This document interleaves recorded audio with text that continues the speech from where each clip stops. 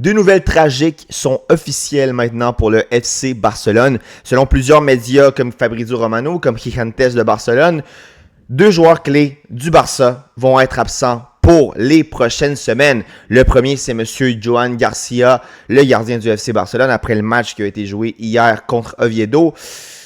Garcia semblait avoir un inconfort et finalement, la nouvelle est confirmée. C'est officiel, il va manquer le match contre le Paris Saint-Germain.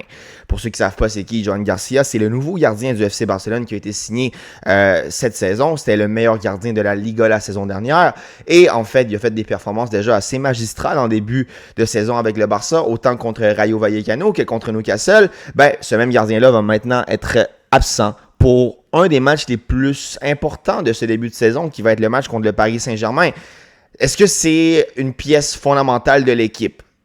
Peut-être pas encore, dans le sens que c'est pas comme si c'était une absence d'un gardien qui avait déjà prouvé pendant plusieurs années. Ça reste que c'est un gardien qui est très très frais, mais il donnait des très bonnes sensations en ce début de saison. Puis surtout, il donnait de la sécurité, je crois, aux autres joueurs, aux défenseurs comme Araujo et Cubarsí, qui sont pas nécessairement expérimentés, ou on va dire extrêmement à l'aise dans le schéma tactique de Flick pour qu'est-ce qui est de monter la ligne.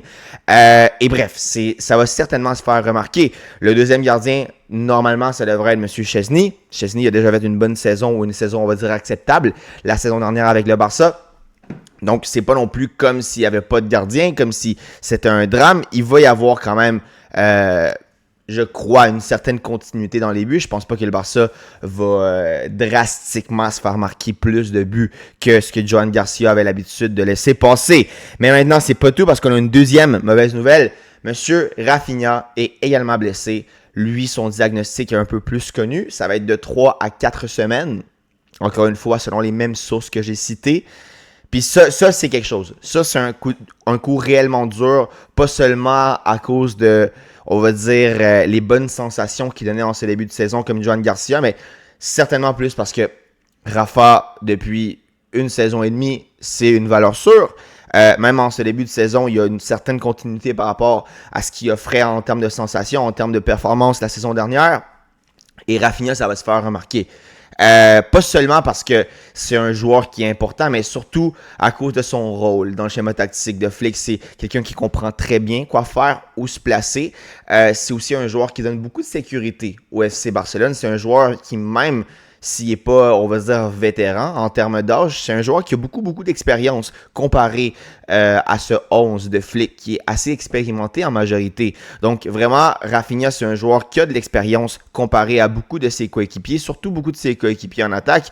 À voir si ça va être Lewandowski ou Ferran le titulaire. Mais bref, Rafinha, c'était toujours un joueur que tu lui passais la balle. Il savait quoi faire, il savait quand gagner la faute, il savait exactement quand tenter un dribble. Bref, il se trompait rarement, il laissait jamais la possession à l'adversaire facilement.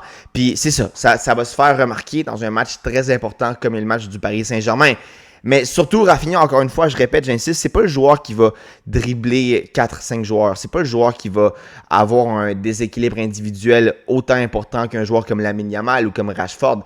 C'est un Brésilien qui joue pas vraiment comme un Brésilien. C'est un Brésilien qui joue plus comme un Anglais. C'est bizarre à dire, mais vous comprenez ce que je veux dire. Mais c'est ça, son expérience, son confort avec la balle et surtout le rôle qu'il a en termes d'intelligence de jeu dans le schéma tactique de Hansi Flick, ça va quelque chose qui va se faire remarquer.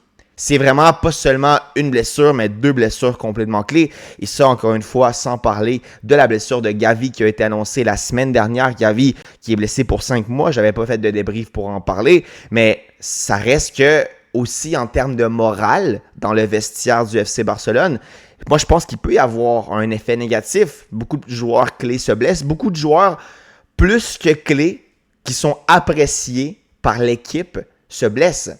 C'est quelque chose. C'est quelque chose, sincèrement. Mais évidemment, il y a également des bonnes nouvelles derrière ces deux nouvelles tragiques. Monsieur Lamine Yamal a le feu vert pour être de retour ce dimanche, je crois, contre la Real Sociedad et également pour la semaine prochaine contre le Paris Saint-Germain, mercredi prochain pour être plus précis. Donc, Lamine Yamal, c'est son moment. Lamine Yamal, il a fait un très bon début de saison. Beaucoup de personnes ont dit qu'il avait baissé ses performances, mais sincèrement, Lamine contre Majorque, aussi dans les autres matchs je me souviens plus c'était contre qui, mais en début de saison, précisément, il y a des matchs qui est moyen, mais la plupart de ces matchs, il fait une performance acceptable. Et il y a 2 ou 3 matchs qui fait une très, très bonne performance. Donc, Lamine, c'est son moment. On sait ce qui se passe avec Lamine. Quand Lamine est exigé. Quand Lamine, il est appelé. Lamine, il faut que tu fasses une grande performance pour aider ton équipe. Lamine répond. Lamine répond très souvent. Donc, c'est son moment. C'est son moment. Lamine Yamal va être de retour et c'est lui qui va devoir occuper un rôle de sécurité en attaque comme occupait Rafinha. Et aussi, qu'est-ce qui est également une bonne nouvelle, c'est que Rashford, en ce début de saison, il fait des très bonnes performances. En fait, récemment, on va le dire comme ça. Dans ses 2 derniers matchs, il fait des très bonnes performances. Parce qu'en début de saison, assez moyen. Mais bon, depuis 2 matchs, Rashford a une très très bonne forme. Peut-être même depuis 3 matchs. On va être généreux. Mais en tout cas, moi, Rashford, c'est pas quelque chose qui pour moi est une valeur sûre. Mais il a été capable de démontrer un niveau certainement acceptable pour jouer au FC Barcelone. Et maintenant, c'est une opportunité en or pour lui, pour prouver au monde qu'il est capable d'être titulaire. Il a déjà prouvé contre Newcastle.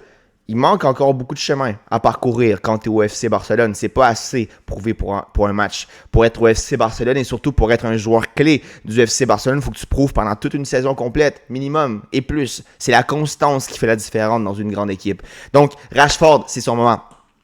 Rashford va être titulaire. Lamine Yamal aussi risque d'être titulaire. Et moi, ce qui m'inquiète, sincèrement, c'est que si Rashford ou Lamine, je vais dire Vinicius, si Rashford ou Lamine se blessent, je ne sais pas trop qui le FC Barcelone va, on va dire, utiliser comme alternative en tant qu'allié pour le Paris Saint-Germain. Je ne dis pas nécessairement se blesser durant cette fin de semaine, mais dans le match même, s'il y a quelqu'un qui a un inconfort et Flick préfère le changer, ça va être Bardi, je sais pas, ça va être Ferran, je sais pas. Mais les ailes du FC Barcelone, a priori, semblent avoir 2 bonnes réserves comme Yamal et comme Rashford, mais c'est des joueurs qui peuvent être fragiles, on le sait très bien. Puis attention, parce que les ailes du FC Barcelone pendent seulement à un fil, parce que si là, une de ces 2 figures du FC Barcelone se blesse, là, ça va être vraiment une catastrophe. Là, c'est sûr que ça va être une catastrophe. Puis là, il n'y aura pas d'alternative, on va dire, qui vont donner de la sécurité au FC Barcelone. Donc, bref, 2 nouvelles très malheureuses pour le Barça, qui vient s'ajouter à d'ailleurs la première mauvaise nouvelle du côté de Gavi. Moi, sincèrement, j'étais confiant pour au moins que le Barça aille chercher un match avec 1 but d'écart contre le Paris Saint-Germain, mais sincèrement, sans Baldé, sans une défense qui offre une énorme sécurité en ce début de saison, sans la sensation de Johan Garcia dans les buts, et sans Rafinha, c'est différent. Et aussi avec un Ferran Torres qui est incertain, avec un Lewandowski qui répond pour le moment, mais Lewandowski, des fois aussi, on sait ce qui se passe.